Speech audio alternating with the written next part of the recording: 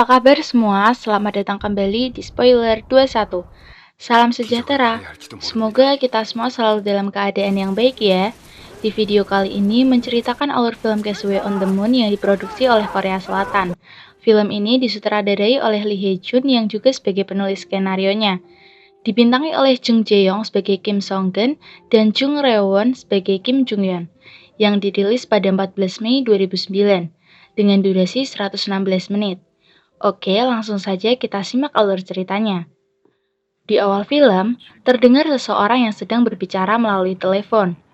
Orang itu berbicara tentang jumlah pinjaman dan total hutang yang harus dibayar oleh Kim Song Geun. Hal itu membuat tekad Song Geun untuk mengakhiri hidupnya pun semakin kuat. Saat itu, Song Geun sedang berdiri di tepi jembatan. Di bawahnya terbentang sungai yang sangat lebar dan tentunya dalam. Dia berniat bunuh diri dengan terjun ke sungai. Sedetik kemudian, dia sudah menghilang dari tepi jembatan. Setelah melompat dari jembatan, tubuh Song Geun terlihat terbaring di tepian sungai. Dan ternyata dia masih hidup. Dia membuka matanya, kemudian duduk sambil memakai kacamata. Mengambil ponsel dan mencoba menyalakannya. Karena basah, ponsel itu pun tidak bisa menyala. Dalam hati, dia membodohkan dirinya sendiri karena tidak berhasil bunuh diri. Dia menatap gedung tinggi di kejauhan, berpikir seandainya dia melompat dari gedung itu, pasti dia sudah mati. Song Geun berdiri, berjalan mencari jalan keluar dari tempat itu. Di tempat itu, banyak sekali sampah yang tersangkut di pepohonan. Dari ujung ke ujung dia berjalan, yang ditemukannya hanya sungai. Ternyata saat ini dia berada di daratan yang ada di tengah sungai. Dia menyebutnya sebuah pulau. Song Geun berdiri memandangi sebuah tiang penyangga jembatan yang menjulang tinggi di depannya. Karena lelah, dia duduk bersandar di tiang besar itu sampai malam. Pagi harinya, dia terbangun oleh suara yang berasal dari sebuah kapal. Dia beranjak mencari sumber suara itu. Sebuah kapal melintas di sungai itu. Song Geun berusaha minta tolong. Namun karena suaranya yang kurang keras dan jarak kapalnya lumayan jauh, seorang penumpang kapal yang melihatnya salah mengartikan. Penumpang itu hanya tersenyum dan melambaikan tangan, membalas lambaian tangan Song Geun. Song Geun berusaha berteriak lebih keras lagi, tapi tetap saja sia-sia. Song Geun menulis kata help di tepi sungai dan bertanya apakah dirinya terdampar. Dia menjemur ponselnya yang basah. Setelah kering, dia kembali memasang baterainya dan menyalakan ponsel itu. Ponsel berhasil menyala, tapi baterainya hampir habis. Song Geun segera menelpon nomor darurat. Seorang petugas menerima panggilannya. Song Geun berkata kalau dia terdampar di pulau terpencil. Petugas itu menanyakan pulau terpencil apa yang Song Geun maksud. Song Geun menjelaskan lokasi pulau itu berada di Sungai Han. Petugas merasa sedang dikerjai. Dia menyuruh Song Geun untuk keluar. Telepon pun ditutup. Dia kemudian menghubungi mantan pacarnya Sujung. Setelah tersambung, Sujung mengatakan bahwa mereka telah sepakat untuk tidak saling menelpon lagi. Sujung pun menutup telepon. Tak berselang lama, teleponnya berdering. Song Geun mengira itu Sujung. Ternyata dari seorang operator layanan ponsel yang menawarkan produk layanannya. Song Geun minta tolong operator untuk menghubungi nomor darurat dan menjelaskan kalau dirinya sedang terdampar. Tapi operator itu menganggap hanya candaan dan terus menawarkan produknya. Hingga akhirnya baterai ponselnya pun benar-benar habis. Song Geun berniat untuk menyeberangi sungai itu, yang padahal dia sama sekali tidak bisa berenang. Dia pun timbul tenggelam di sungai itu. Saat itulah dirinya melihat kilas balik kehidupannya. Ketika dia masih kecil, ayahnya menyuruhnya belajar berenang. Tapi karena hanya memberi teori tanpa memberi contoh prakteknya, maka sampai dewasa pun Song Geun tetap tidak bisa berenang. Ingatannya beralih ke saat dia melamar pekerjaan. Dia ditolak kerja karena alasan usia dan nilai yang rendah. Dia berhenti dari perusahaan yang lama karena alasan restrukturisasi. Kilas baliknya berlanjut ke Sujung pacarnya. Sujung memilih putus karena kini Song Geun bangkrut dan terlilit hutang. Dan yang terakhir, ingatannya kembali pada perusahaan peminjaman yang membuatnya terlilit hutang. Song Geun pun berpikir bahwa tidak ada gunanya keluar dari tempat itu, karena tidak akan ada yang bisa dirubah. Dia pun memutuskan untuk kembali mengakhiri hidupnya dengan gantung diri. Ketika akan melakukannya, terdengar sirine darurat pelatihan pertahanan sipil. Dia sempat berpikir untuk menunda bunuh dirinya. Tapi niatnya sudah bulat. Dia pun mulai acara bunuh dirinya. Dasi yang digunakan untuk bunuh diri sudah menjerat leher. Raut mukanya terlihat tegang. Tiba-tiba perutnya merasa mulas. Karena tak kuat menahan rasa mulas, dia mengurungkan bunuh dirinya dan segera pergi buang air besar. Saat sedang buang air besar, pandangannya tertuju pada sebuah bunga salvia yang tumbuh di tempat itu. Sambil jongkok, dia berjalan mendekati bunga itu. Dia memetik bunga itu dan menghisap madunya. Songgen kembali ke tempat dia akan bunuh diri, dan sepertinya dia menunda bunuh dirinya. Dia berjalan pergi ke tepi sungai, tak lagi mempedulikan jijik dan kotor, dia meminum air sungai itu. Songgen menemukan jamur, dan dia memakannya. Entah beracun atau tidak, tak lagi dipikirkannya. Dia mencoba membuat api. Karena tidak berhasil, dia akhirnya menggunakan korek api untuk menyulut sebatang rokok. Malam itu, dia membuka dompet, mengeluarkan semua kartu kredit. Dibuangnya satu persatu karena kartu kredit itu semuanya tertunggak. Songgen mengumpulkan sampah di tempat itu. Dia mengambil yang dirasanya masih bisa dimanfaatkan. Dia melihat perahu bebek di semak-semak. Sekuat tenaga dia menarik perahu bebek itu. Perahu bebek itu dijadikannya rumah. Kata help yang dia tulis, kini dia ganti menjadi tulisan hello. Dia memanfaatkan benda-benda yang ada untuk bertahan hidup di tempat itu. Songgen berusaha menangkap ikan, itik, dan burung, tapi gagal semua. Yang mudah didapat dan dimakannya hanyalah jamur. Dia mencoba memanjat pohon untuk mengambil telur di sarang burung. Belum sampai ke atas, wajah dan rambutnya justru terkena kotoran burung. Songgen membersihkan wajah dan rambutnya di sungai menggunakan sisa sabun lalu mencuci rambutnya. Ternyata busa sabun itu meracuni ikan-ikan di sungai. Songgen kemudian membakar ikan itu dan menikmatinya. Sisa-sisa ikan bakaran semalam dimakan oleh burung. Seekor burung mati keracunan. Akhirnya Songgen menikmati sarapan pagi itu dengan menu burung bakar. Scene beralih ke sebuah kamar yang terlihat sangat berantakan. Di kamar itu, seorang wanita sedang duduk di depan komputer. Dia adalah Kim Jung-yeon. Jung-yeon selalu mengurung diri di kamar, asik dengan dunia maya. Karena cacat di keningnya, membuat Jung-yeon kurang percaya diri untuk keluar rumah. Bahkan dia memasang gembok di pintu kamarnya. Ibunya menyediakan kebutuhan Jung-yeon. Komunikasi dengan ibunya pun hanya menggunakan pesan singkat lewat ponsel. Selama 3 tahun ini, dia belum pernah keluar kamar. Dia tidur di dalam lemari pakaian, yang bagian dalamnya dilapisi dengan bubble wrap. Meskipun kamarnya berantakan dan banyak sampah di mana-mana, tapi ada beberapa aturan yang diterapkannya, seperti kapan dia keluar dari tempat tidur, berapa nilai kalori yang dia makan saat sarapan, makan siang dan makan malam, berolahraga dengan treadmill, jam kerja di dunia maya, dan kapan waktu ke kamar mandi. Semua diatur dengan disiplin olehnya. Jung-yeon juga punya hobi mengambil foto bulan dengan kamera teleskop. Alasan dia senang memandang dan memotret bulan karena di bulan tak ada seorang pun. Saat tak ada siapapun, menurut dia, kita tak bisa merasa kesepian. Di kota tempat Jung-yeon tinggal, ada pelatihan pertahanan sipil yang dilakukan 2 kali dalam setahun selama 20 menit. Sirine berbunyi. Ada petugas di pengeras suara yang meminta kepada warganya untuk segera ke tempat perlindungan. Momen itu sangat ditunggu oleh Jung-yeon, karena saat itu kota menjadi sepi. Tak ada siapapun yang terlihat.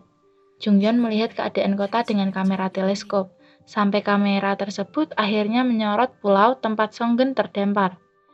Jung-yeon melihat tulisan help yang dibuat Songgen. Ternyata di hari yang sama saat Songgen berniat bunuh diri, di saat itu juga Jung-yeon menyaksikannya. Jung-yeon memotret momen ketika Songgen hendak gantung diri. Jung-yeon menyebut Songgen sebagai alien. Karena melihat Songgen yang hendak bunuh diri, Jung-yeon jadi tidak bisa tidur. Malam itu, dia melihat keadaan Songgen melalui kameranya. Tahu Songgen masih hidup, dia merasa lega dan senang. Jung-yeon mulai meninggalkan dunia maya. Kini, dia punya kesibukan baru yaitu mengamati Songgen dari waktu ke waktu. Songgen menikmati kesendiriannya di pulau itu dengan caranya sendiri. Dia sudah tidak berniat keluar dari tempat itu. Bahkan saat ada kapal yang melintas, dia bergegas untuk sembunyi. Suatu ketika, dia tak sengaja menginjak bungkus mie instan. Di dalam bungkus itu ada satu saset bumbu mie kacang hitam yang belum terpakai. Tak disangkanya, gara-gara bungkus bekas itu, Songgen jadi sangat ingin makan mie kacang hitam, bahkan sampai terbawa mimpi. Dia berusaha membuat mie kacang hitam sendiri. Songgen mencari biji rerumputan di sekitar tempat itu untuk membuat mie. Tapi tak satu pun dari biji-bijian itu berhasil dibuatnya menjadi mie. Songgen yang dulu tidak terlalu suka dengan mie kacang hitam, sekarang tiba-tiba sangat ingin sekali memakannya. Dulu banyak kesempatan untuk makan mie kacang hitam, tapi semua kesempatan itu dilewatkannya begitu saja. Dia kembali mencoba membuat mie, tetap saja tidak berhasil. Atap perahu bebek tempatnya tidur dipenuhi kotoran burung. Songgen berdiri menatap kotoran itu dan mengambilnya dengan ujung jari, mengamati dan meneliti kotoran itu, membuatnya berpikir cara mendapatkan bahan untuk mie-nya. Dia yakin di dalam kotoran burung itu pasti ada biji yang bisa digunakan untuk bahan mie. Dengan penuh semangat, Songgen menggunakan kartu kreditnya untuk mengorek dan mengumpulkan kotoran burung dari atap perahu bebek. Hal itu tak luput dari pengamatan Jungyeon. Ternyata Songgen berniat menanam biji-bijian yang didapatnya dari kotoran burung. Dia mulai membuat lahan perkebunan. Songgen mencangkul tanah menggunakan sedil sepeda. Karena keinginan makan mie kacang hitam, otaknya pun seperti terpacu untuk terus menemukan apa saja yang dibutuhkannya agar biji-bijian itu dapat tumbuh. Songgen bekerja keras sekaligus cerdas untuk mewujudkan keinginannya makan mie kacang hitam. Keringatnya bercucuran. Tanpa sengaja, dia menjilatnya. Asin keringatnya terasa sangat nikmat, karena sejak terdampar, dia selalu makan makanan yang hambar. Songgen membuat orang-orangan sawah dari pakaiannya. Kini, dia pun mendapat teman. Momen itu pun tak luput dari pengamatan Jungyeon. Sudah 2 bulan, Jungyeon mengawasi Songgen. Foto-foto Songgen menghiasi kamarnya. Jungyeon ingin berkenalan dengan Songgen, yang disebutnya alien itu. Demi Songgen, Jungyeon akhirnya memberanikan diri keluar dari rumah. Dengan semua perlengkapan, Jungyeon mulai perjalanan. Jungyeon sampai di jembatan, berhenti tepat di atas pulau tempat Songgen tinggal. Dia mengeluarkan botol yang berisi surat untuk Songgen, dan melemparkan botol itu ke arah pulau. 3 bulan kemudian, rambut dan jenggot Songgen bertambah panjang. Songgen mengawali harinya dengan berolahraga sebentar, dilanjut mempersiapkan makan pagi. Songgen menampung keringatnya. Keringat itu digunakan untuk menggarami masakannya. Dia melihat sebatang tunas telah tumbuh. Songgen yang sedang mencari apa saja yang berguna buatnya menemukan botol berisi surat yang dilempar Jungyeon 3 bulan yang lalu. Songgen membuka gulungan kertas itu yang hanya terlihat kertas putih kosong saja. Ternyata ada tulisan hello berukuran kecil yang tertutup jarinya.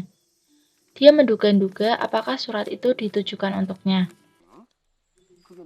Songgen memperdebatkan hal itu dengan orang-orangan sawah. Songgen memutuskan untuk membalas surat Jungyeon. Jungyeon senang mendapatkan balasan suratnya. Jungyeon kembali mengirim surat untuk Songgen. Songgen menerima surat itu dan membalasnya. Songgen menganggap Jungyeon sebagai sahabat penanya, karena mereka hanya berkomunikasi melalui tulisan. Dia pun juga tidak tahu seperti apa rupa Jungyeon. Ketika Songgen sedang berbicara dengan orang-orangan sawah, matanya tertuju pada sesuatu yang menyembul di belakang orang-orangan sawah itu. Ternyata tumbuh sebatang pohon jagung yang sudah mulai berbuah. Dia menangis bahagia karena akhirnya menemukan bahan yang cocok untuk membuat mie. Jungyeon terlihat menelpon seseorang. Tak berapa lama, seorang pria datang dan menerima uang yang disodorkan Jungyeon di bawah pintu. Pria itu pergi untuk menyewa perahu bebek. Setelah mengayuh perahu bebek sekuat tenaga, pria itu sampai di tempat Songgen. Dia melihat Songgen yang malah bersembunyi darinya. Ternyata pria itu mengantarkan kiriman mie kacang hitam. Pria itu meninggalkan beberapa mie kacang hitam yang dipesan Jungyeon untuk Songgen. Songgen menanyakan seperti apa Jungyeon pada pria itu. Pria itu menjawab kalau dia sendiri juga ingin melihat wajah Jungyeon. Entah apa yang dipikirkan Songgen, bukannya menikmati kiriman itu, tapi dia malah mengembalikannya. Pria pengantar makanan itu kembali di depan pintu rumah Jungyeon. Karena pintu tidak juga dibuka, pria itu meninggalkan makanan di depan pintu. Ketika pria itu berjalan pergi, Jungyeon membuka pintu dan memanggil pria itu. Pria itu berbalik dan mendatangi Jungyeon. Dia melihat Jungyeon di balik pintu. Jungyeon menanyakan apakah Songgen mengatakan sesuatu. Pria itu memberitahunya kalau Songgen mengatakan bahwa semangkuk mie kacang hitam adalah harapan untuknya. Songgen merawat tanaman jagung itu dengan hati-hati. Pagi itu, Jungyeon yang pertama kalinya dalam 3 tahun ini berbicara langsung kepada ibunya. Dia bilang kalau dia ingin menanam jagung. Ibunya heran dengan keinginan Jungyeon. Tapi karena senang Jungyeon sudah mau bicara dengannya lagi, ia pun menuruti permintaan Jungyeon. Ibu Jungyeon tersenyum bahagia melihat putrinya. Hari yang dinanti Songgen pun tiba. Semua bahan yang dibutuhkan untuk membuat mie kacang hitam sudah siap. Songgen menumbuk jagung dan menjadikannya adonan. Kali ini dia berhasil membuat mie. Dia meracik satu persatu bahan makanannya. Hingga akhirnya mie kacang hitam buatannya pun siap untuk dinikmati. Entah seperti apa rasa mie kacang hitam buatannya itu, Songgen menikmatinya dengan tangis haru dan bangga. Keinginannya untuk makan mie kacang hitam telah membuatnya bekerja keras dan berpikir cerdas di keadaan yang serba terbatas selama berbulan-bulan. Mungkin memang benar bahwa usaha tak akan pernah mengkhianati hasil. Momen itu diabadikan oleh Jungyeon lewat jepretan kameranya. Jungyeon memberi selamat pada Songgen. Dia ikut senang atas keberhasilan Songgen. Tak disangka cara hidup Songgen di pulau itu sedikit demi sedikit membuat Jungyeon kembali membuka diri. Jungyeon tak lagi tidur di dalam lemari. Dia mulai tidur di luar lemari sambil menatap tunas-tunas jagung yang ditanamnya. Begitu juga dengan Songgen. Jungyeon pun ikut mengisi kehidupan Songgen di pulau itu. Meski belum pernah bertemu dan hanya berkomunikasi lewat tulisan, hal itu membuat Songgen tak merasa sendirian menjalani hari-harinya. Songgen semakin penasaran dan ingin tahu siapa orang yang selalu mengawasi dan mengiriminya surat, bahkan mengirim makanan untuknya. Dia bertanya pada Jungyeon lewat tulisan di atas pasir. Jungyeon berniat membahas pertanyaan itu dengan mengirimkan foto.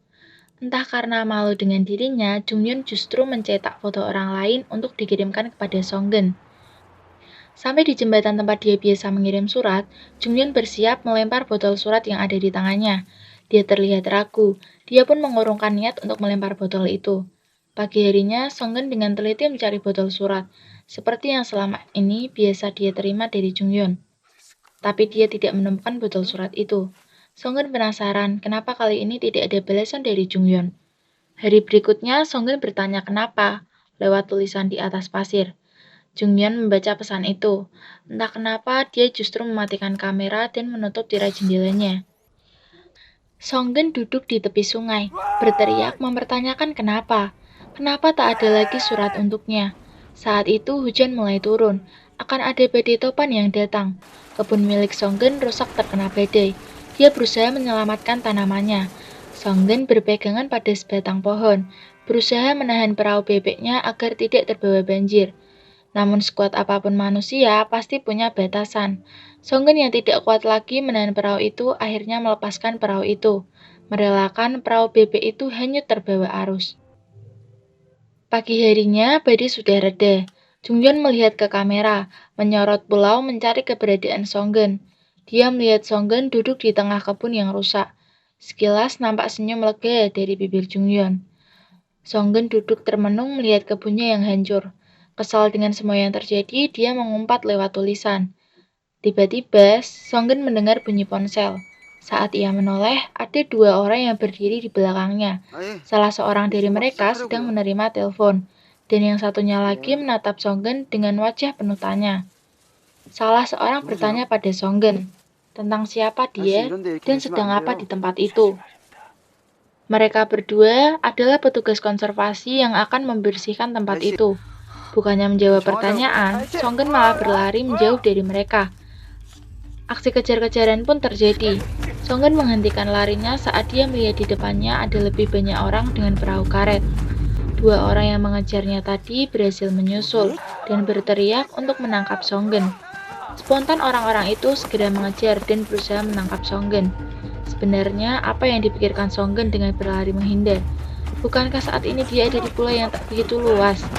Jauh apapun dia lari, pasti akan tertangkap. Dan benar saja, kini dia terkepung dan tertangkap. Karena terus melawan dan memberontak, tangannya merobek tanda nama di seragam salah satu petugas itu. Petugas itu merasa kesal dan menendang Songgen. Jungyeon yang menyaksikan semua kejadian itu merasa tak tega melihat apa yang terjadi pada Songgen saat ini. Petugas menjelaskan bahwa tempat itu adalah kawasan konservasi dan terlarang bagi orang umum. Songgen memohon untuk diizinkan tinggal di tempat itu. Dia berjanji tidak akan merusak tempat itu. Tentu saja para petugas tidak memberinya izin untuk tinggal di situ. Mereka pun membawa Songgen pergi meninggalkan tempat itu. Jungyeon mencemaskan keadaan Songgen. Dia memberanikan diri untuk keluar, berlari menemui Songgen. Hampir saja dia tertabrak mobil. Sesampai di kota, para petugas meninggalkan Songgen di tempat umum begitu saja, tanpa memberinya apapun. Songgen menatap gedung 63 lantai di kejauhan. Dia berniat mengakhiri hidupnya di gedung itu. Jungyeon sekuat tenaga berlari menyusuri jembatan. Keringatnya bercucuran. Lelah tak lagi dia hiraukan. Tujuannya hanyalah satu, menemui Songgen. Setelah berlari menempuh jarak yang begitu jauh, Jungyeon sampai di tempat di mana Songgen tadi berada. Tapi dia tak menemukan Songgen. Dia hanya menemukan botol plastik bekas alas kaki yang dipakai Songgen. Jungyeon kembali berlari mencari keberadaan Songgen. Tanpa disengaja, Jungyeon mendengar sedikit info tentang keberadaan Songgen dari pejalan kaki. Jungyeon menoleh. Dia melihat Songgen dari kejauhan. Songgen berdiri di samping bis, bertanya pada sopir bis, apakah bis ini menuju gedung 63? Songgen masuk ke dalam bis, mengeluarkan dompetnya, dan menempelkan dompet itu ke sebuah alat untuk membayar ongkos naik bis. Ternyata apa yang ada di dalam dompet itu masih berfungsi. Dia berhasil membayar ongkos bis. Songgen merasa heran dengan hal itu. Di saat Jungyeon hampir sampai, bis itu berjalan. Jungyeon sekuat tenaga berlari mengajarnya. Tapi laju bis semakin cepat. Jungyeon tertinggal jauh. Dia menghentikan pengejarannya. Jungyeon menangis, menatap bis yang semakin jauh dan menghilang. Kesempatan untuk bertemu Songgen telah hilang. Dia pun melangkah kembali. Tiba-tiba suara keras sirine berbunyi. Petugas meminta warga untuk melakukan latihan pertahanan sipil. Mendengar hal itu, Jungyeon berbalik dan berlari penuh dengan senyum menuju bis yang ditumpangi oleh Songgen. Jungyeon sampai di bis. Sopir membuka pintu untuknya. Dia masuk ke dalam bis. Semua penumpang bis menatapnya. Pandangan Jungyeon tertuju pada Songgen. Berjalan mendekat ke arah Songgen dan memperkenalkan namanya. Dia pun menanyakan siapa Songgen. Kemudian mereka saling tersenyum haru bercampur bahagia. Dan film pun berakhir. Bagi Anda yang belum pernah menonton film ini, saya sarankan untuk menontonnya. Terima kasih telah menonton video ini hingga akhir. Sampai jumpa di video selanjutnya. Salam.